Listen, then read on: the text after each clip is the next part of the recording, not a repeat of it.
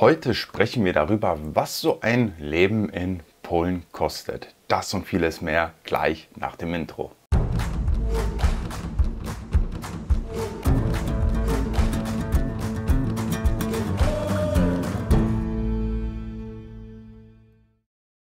An dieser Stelle auch nochmal Hallo und herzlich willkommen auf meinem YouTube-Kanal. Ich stelle mich mal einmal ganz kurz vor, falls du mir heute zum ersten Mal zuschaust. Mein Name ist Christoph und ich bin vor einiger Zeit aus Deutschland nach Polen ausgewandert. Um genauer zu sein, bin ich von Dortmund nach Łódź ausgewandert. Und seitdem lebe ich und arbeite hier ganz normal im Łódź und ja, führe hier einfach mein Leben weiter fort.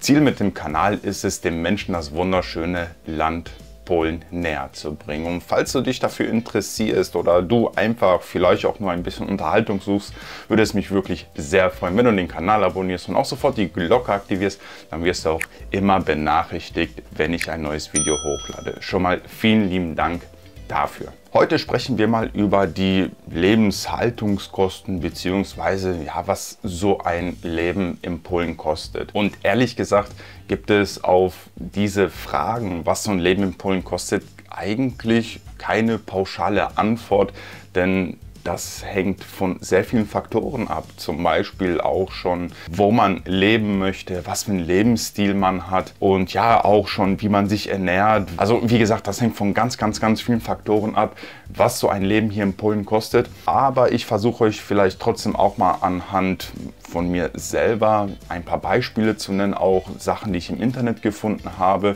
vielleicht was so ungefähre Durchschnittspreise sind, und anhand dieser ganzen Informationen kann man dann vielleicht so plus minus ausrechnen, was ungefähr so ein Leben hier in Polen kostet. Bevor wir zum Hauptthema kommen, möchte ich mich noch einmal ganz kurz entschuldigen an die Zuschauer aus dem Dachraum. Die meinen Kanal öfters verfolgen oder regelmäßig verfolgen, werden wahrscheinlich bemerkt haben, dass die letzte Woche das Video nicht schauen konnten.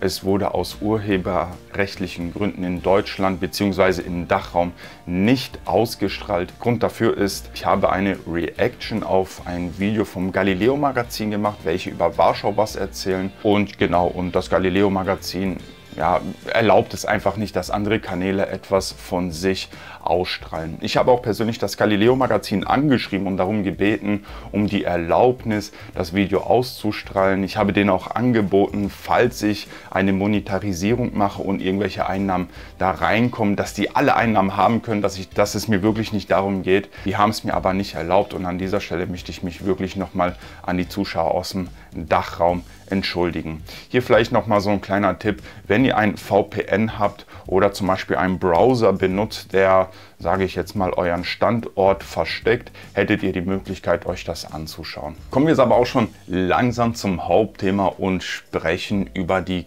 Kosten in Polen. Und ich würde jetzt mal sagen, mit eins der größten Kosten, wenn man irgendwo auswandern möchte, ist natürlich, was kostet mich die monatliche Miete oder beziehungsweise die Wohnung mit den ganzen Nebenkosten. Und das ist eigentlich auch eine Frage, die man so pauschal nicht beantworten kann, denn da spielen wichtige Faktoren eine Rolle. Zum ersten natürlich, wie groß soll die Wohnung sein, und zum zweiten, in welcher Gegend soll die Wohnung sein. Und da zeige ich euch jetzt nur mal so ein Beispiel von 3 Städten. Da haben wir jetzt einmal Warschau, was ja ziemlich zentral von Polen ist, Gdynia, was an der Ostsee liegt, und Kraków, was weiter südlich unten von Polen liegt, schon fast ja an den Bergen ist. Und da haben wir schon große Preisunterschiede, wie wir sehen. Eine Wohnung zwischen 40 und 59 Quadratmeter ist der Durchschnittspreis in Warschau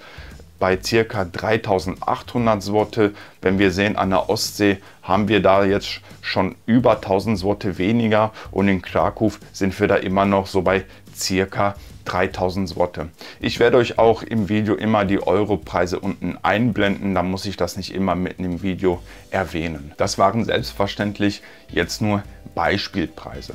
Ich kann euch aber mal sagen, was hier zum Beispiel eine Wohnung auch in Łódź kostet. Łódź liegt circa eine Stunde von Warschau entfernt und wenn ihr hier eine circa 50-60 Quadratmeter Wohnung mieten möchtet, und da kommt das natürlich jetzt auch noch darauf an, in welchem Viertel man in Łódź wohnen möchte, denn hier gibt es auch sehr attraktive Viertel und auch natürlich weniger attraktive Viertel. Aber wenn man jetzt eine Wohnung hier mieten möchte, sollte man schon so mit circa 2.500 Zloty rechnen. Und hier jetzt noch eine Sache, was wahrscheinlich auch nicht alle, zumindest deutschen Zuschauer wissen, ist, hier in Polen mietet man seine Wohnung privat. Hier geht man nicht zu einer Wohnungsgesellschaft und bemüht sich um eine Wohnung. Hier mietet man überwiegend privat. Und das, was hier erwähnt wird, die ganzen Kosten, das sind nur die Kosten, was der Privatvermieter kriegt. Zu diesen Kosten kommen jetzt auch noch die Czynsz-Kosten. Und Czynsz ist sowas wie die Nebenkosten. In den Czynsz-Preis haben wir zum Beispiel sowas wie Gas, haben wir da Abwasser, haben wir da Müllabfuhr, ich weiß nicht, irgendwelche Hausmeisterarbeiten, also halt diese typischen Nebenkosten. Da hängt das natürlich auch wieder davon ab, wie groß eure Wohnung ist. Wir zum Beispiel haben in unseren Czynsz-Kosten auch noch Internet mit drin, weil wir das Internet ein bisschen günstiger kriegen, wenn wir das über die Wohnungsgesellschaft machen. Wir haben jetzt zum Beispiel monatliche Czynsz-Kosten von ca. 900 Zloty jeden Monat. Der ist jetzt auch vor kurzem gestiegen. Wo wir hier die Wohnung gekauft haben, hatten wir, glaube ich, Czynsz-Kosten von 550, 600 Zloty. Also wir sehen, die Preise steigen sehr rasant an, was auch natürlich mit dem ganzen Verbrauch von Gas zu tun hat und so weiter. Das sind alles Sachen, die mit in den Czynsz-Preis einfließen. Und deswegen kann man hier jetzt auch nicht sagen, pauschal so viel und so viel wirst du an Nebenkosten bezahlen. Wir können uns auch mal ganz kurz die Gaspreise hier mal anschauen, was so ungefähr ein Kubikmeter Gas kostet. Und wenn ich das jetzt richtig in Erfahrung gebracht habe, sind hier auch die Preise gestiegen an Gas. Jetzt kostet hier Gas circa um die 4,50 Zloty jeden Monat. Ich denke, vor den 1.7.2024 war der ein bisschen weniger. Ich glaube, da war der bei 3,50 Zloty so ungefähr. Also da sehen wir, die Preise gehen hier auch hoch, genau wie die Strompreise. Die sind hier derzeit ja gerade am explodieren. Hier in Polen gibt es zwar einen Strompreisdeckel, der wurde aber verkürzt. Früher konnte man bis zu 2.500 Kilowatt im Jahr verbrauchen. Dann hat man noch den günstigen Strompreis gekriegt. Mittlerweile wurde das auf 1.500 Kilowatt runtergeschraubt. Das heißt, hier ist der Strompreis zwischen 85 Groschen und 1,50 Zloty so ungefähr. Ist mein Verbrauch unter 1.500 Kilowatt im Jahr, bin ich natürlich beim günstigen Preis. Überschreite ich die 1.500 Kilowatt im Jahr, ist mein Strompreis teurer. Und ich kann sagen, dass wir auch hier eine Nachzahlung hatten. Ich weiß gar nicht, von circa, ich glaube, um die 1.000 Zloty. Wir zahlen jetzt ungefähr auch einen Strompreis von 150 Zloty jeden Monat. Um das alles vielleicht auch mal so ganz grob jetzt mal zusammenzufassen. Das heißt, wenn ihr eine Wohnung irgendwo mieten möchtet, ja, ich gehe jetzt mal von einer kleinen Zwei-Zimmer-Wohnung aus, 40, 50 Quadratmeter ungefähr, also müsst ihr da schon locker mit circa 2.500 Zloty rechnen, plus eventuell Czynsz 500 Zloty, das sind wir schon mal bei 3.000 Zloty. Natürlich, wenn ihr auch noch Internet haben möchtet, und da kommt das auch jetzt ganz darauf wieder an, welchen Service man beim Internet haben möchte, aber ich würde hier jetzt auch schon mal ganz grob 100 Zloty nochmal einplanen. Also ihr seht, ihr werdet mit sehr, sehr großer Wahrscheinlichkeit nicht unter 3.000 Zloty kommen, wenn ihr schon in einer größeren Stadt wohnen möchtet. Möchtet ihr vielleicht irgendwo ein bisschen mehr aufs Land ziehen oder sage ich mal in Gegenden, die jetzt weniger bekannt sind, da werdet ihr natürlich weniger zahlen. Da könnt ihr auch nochmal um die 500, vielleicht sogar bis 1.000 Zloty sparen, denn da sind die Preise natürlich viel, viel günstiger. Natürlich kommen auch noch andere Kosten auf jemanden zu, so wie zum Beispiel die Kfz-Versicherung, wenn man jetzt ein Auto zum Beispiel fährt. Ich zum Beispiel zahle jährlich um die circa 1.000 Zloty für meine Kfz-Versicherung. Ich finde, der Preis, der ist noch ganz in Ordnung. Man muss auch sagen, dass ich jetzt kein super besonderes Auto fahre, und natürlich hängt das jetzt auch hier davon ab, was für ein Auto man fährt, wie hoch oder wie niedrig dann die Kfz-Versicherung vom Preis her sein wird. Natürlich kommen dann da auch noch die anderen zusätzlichen Kosten wie Przegląd Techniczny, das ist sowas ja wie der TÜV in Deutschland, das ist aber jetzt nicht besonders viel, das ist jetzt um die 99 Zloty im Jahr. Wenn du noch eine Gasanlage hast, ich glaube, zahlst du 170 Zloty im Jahr. Ja, das sind Preise, die sind eigentlich noch ganz okay. Auch natürlich muss man hier noch die Spritpreise berechnen. Hier kostet der Sprit ca. 6,50 Zloty, also wenn wir jetzt von normalen Benzin sprechen. Diesel müsste so um die 7 Zloty kosten. Das heißt natürlich, wenn man zur Arbeit mit dem Auto fährt, sind das auch noch Kosten, die man einplanen muss. Weitere Kosten, die auf einen zukommen können, sind Kosten einer Krankenversicherung. Und hier kommt das jetzt natürlich auch darauf an, ob du jetzt zum Beispiel Rentner bist und in Polen lebst, dann bist du mit sehr großer Wahrscheinlichkeit über die deutsche Krankenkasse krankenversichert. Das heißt, du musst dann zu deiner deutschen Krankenversicherung gehen und eine S1-Karte beantragen. Und mit dieser kannst du dann hier in Polen, ich sage jetzt mal in Anführungsstriche, fast problemlos zum Arzt gehen. Der ein oder andere Arzt macht da schon Probleme mit dieser Krankenkarte, habe ich mir zumindest sagen lassen. Im Krankenhaus wirst du da weniger Probleme damit haben. Aber um jetzt einfach nur mal auf die Kosten wieder zurückzukommen, wirst du in diesem Fall die geringsten Kosten haben. Wenn du jetzt in Polen zum Beispiel Arbeitnehmer bist, dann bist du auch ganz normal über den Arbeitgeber gesetzlich krankenversichert. Dann wirst du über die staatliche NFZ krankenversichert sein. Hier ist das natürlich dann auch so, wenn du zum Arzt gehst, wirst du in sehr, sehr vielen Fällen auch noch für die Medikamente bezahlen müssen. Das ist ja auch ein bisschen anders wie in Deutschland. In Deutschland hast du zum Beispiel nur diese 5-Euro-Gebühr und dann kriegst du den Rest eigentlich ja schon fast umsonst. Hier in Polen hast du sehr viele Medikamente, wo du zum Beispiel noch 50% des Preises von den Medikamenten bezahlen musst oder 60 oder 70%. Das hängt natürlich jetzt auch von dem Medikament ab. Hier hast du nicht sehr viele Medikamente, die zum Beispiel wirklich zu 100% bezahlt werden.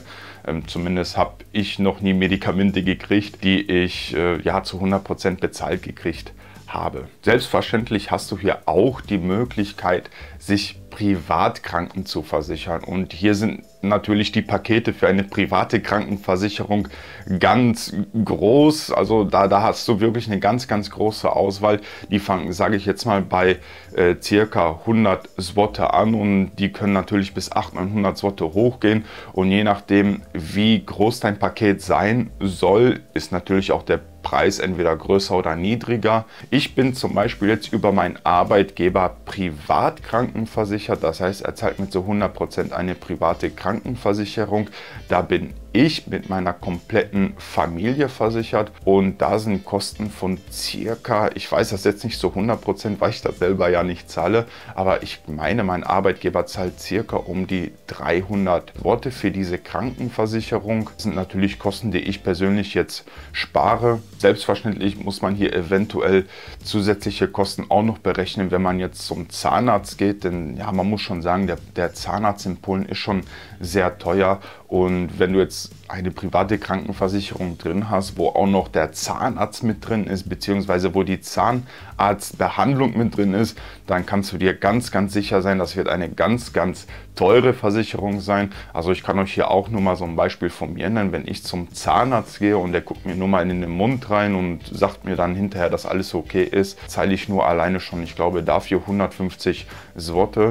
Wenn er irgendwo noch bohren muss, und das ist egal, ob ein kleines oder etwas größeres Loch, kommen dann nochmal 300 Zloty drauf. Und ich habe mir auch irgendwann mal 2 oder 3 Zähne machen lassen und ich bin da, ich weiß nicht, insgesamt bei ungefähr 1500 Zloty dann rausgegangen. Ne? Also man muss sagen, die Zahnarztbehandlungen hier in Polen, die sind schon teuer. Ja, das sind Sachen, die man dann auch eventuell noch berechnen muss, wenn man jetzt hier irgendwie krankenversichert sein möchte, beziehungsweise wenn man öfters mal zum Arzt geht. Sprechen wir jetzt mal über die Lebensmittelpreise und selbstverständlich gibt es hier auch keine pauschale Aussage, dass man sagen kann, ich zahle jeden Monat Summe X oder mit Summe X kommst du auf jeden Fall über die Runden, denn das hängt natürlich auch von sehr vielen Faktoren ab, wie man sich ernährt, isst man viel, isst man wenig, wo kauft man seine Produkte, das sind alles Faktoren, die ja eine ganz große Rolle spielen. Selbstverständlich ist es auch möglich, hier mit 200-300 Zloty jeden Monat über die Runden zu kommen. Wenn du zum Beispiel jeden Tag eine Dose Ravioli zum Mittag isst, klar, es ist möglich. Ist das jetzt gesund? Das ist jetzt natürlich eine andere Frage. Ich kann euch nur anhand eines Beispieles von mir bzw. von uns nennen, dass wir für unsere Familie, also wir sind eine dreiköpfige Familie, ungefähr monatliche Ausgaben für Lebensmittel haben von ca. 1500 bis 2000 Zloty jeden Monat.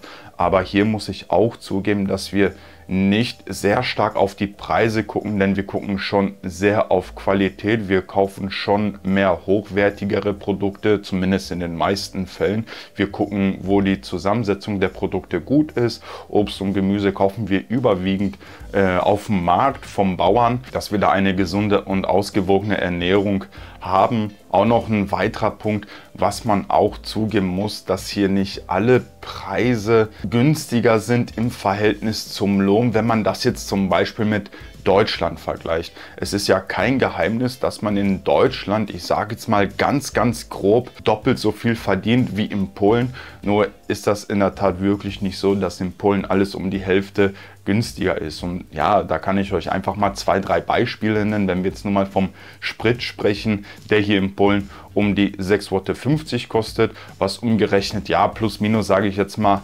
1,50 € ist. In Deutschland zahlst du zum Beispiel keine 3 € für Sprit.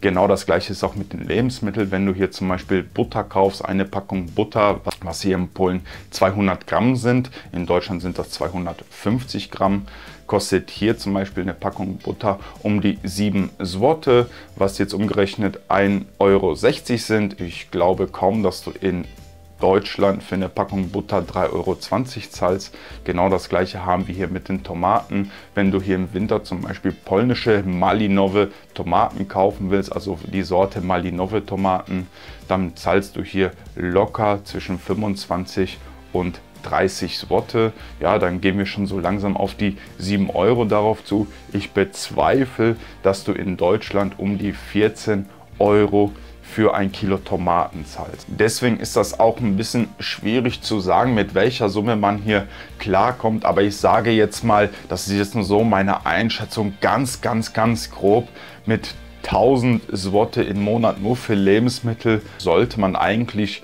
schon über die Runden kommen. Weitere Kosten, die auch noch auf dich zukommen können, sind selbstverständlich zum Beispiel Friseurbesuche. Da zahle ich zum Beispiel so ungefähr alle 4-5 Wochen um die 39 Zloty, aber da steigen die Preise auch. Ich kann mich noch erinnern, als ich hier ganz neu in Polen war, vor über 4 Jahren oder vor 4,5 Jahren, da habe ich um die 28 Zloty für einen Friseurbesuch bezahlt. Jetzt gehen wir schon so langsam auf die 40 Zloty darauf zu. Wenn du Entertainment zu Hause haben möchtest, wie zum Beispiel Netflix, da zahlst du hier auch um die 45 Zloty.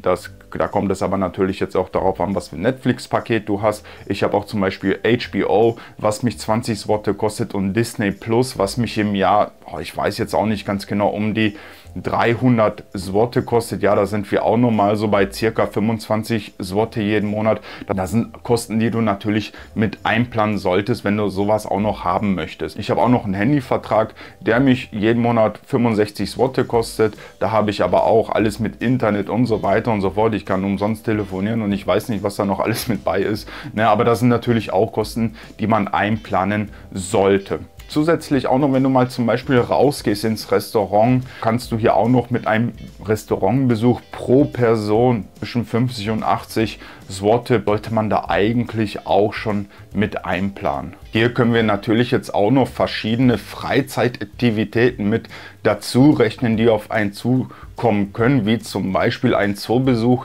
der jetzt hier zum Beispiel in Łódź 80 Zloty pro Person kostet, finde ich persönlich schon viel. Ich glaube aber auch, der Zoo in Łódź ist mit einer der teuersten Zoos in ganz Polen. Letztens habe ich auch 3 Museen besucht und für diese 3 Museen habe ich auch 60 Zloty bezahlt. Also das ist hier nicht immer ganz so günstig. Rechnen wir aber jetzt mal ganz grob alle Preise zusammen, was ein Leben hier in Polen kostet. Also wie wir gerade besprochen haben, wenn du hier eine circa 50 Quadratmeter Wohnung haben möchtest mit den Nebenkosten, dann bist du hier schon bei circa 3000 Zloty. Wenn du dann noch Strom mit einplanst, darfst du da nochmal 50 draufrechnen, also 50 Zloty. Wenn du dann noch Entertainment mit einplanst und einen Handyvertrag, hast du dann nochmal so circa 100 Zloty drauf. Dann sind wir schon bei 3150 Zloty. Deine Kfz-Versicherung kannst du jetzt mal ganz grob, nur dass dein Auto auf dem Parkplatz stehen darf, kannst du da auch nochmal grob 100 Zloty mit draufrechnen, dann sind wir schon bei 250 Zloty. Und ja, natürlich Essen, Trinken, das was auch noch mit drauf kommt, wie wir gerade gesagt haben, ja, ganz grob sind wir da auch noch mal bei 1000 Zloty. Also ich sage jetzt mal, zwischen 4.000 und 4.500 Zloty solltest du schon einplanen, wenn du hier in Polen leben möchtest, mit auf einem ganz normalen Niveau. Ich hoffe, dass dir dieses Video gefallen hat und dir zumindest ein kleines bisschen weitergeholfen hat. Falls ich irgendwelche Kosten vergessen habe, kannst du es mich mal gerne unten in den Kommentaren hinterlassen. Und was mich auch total interessieren würde, wenn du in Polen wohnst, was ungefähr deine Kosten im Monat sind, so können wir das dann miteinander vergleichen, ob ich mit meiner Kalkulation richtig lag oder nicht ganz so richtig lag. Ansonsten danke ich dir wirklich, dass du dir dieses Video bis zum Ende angeschaut hast. Damit unterstützt du mich und meine Arbeit wirklich sehr. Ja, bleib gesund und bis zum nächsten Mal. Ciao!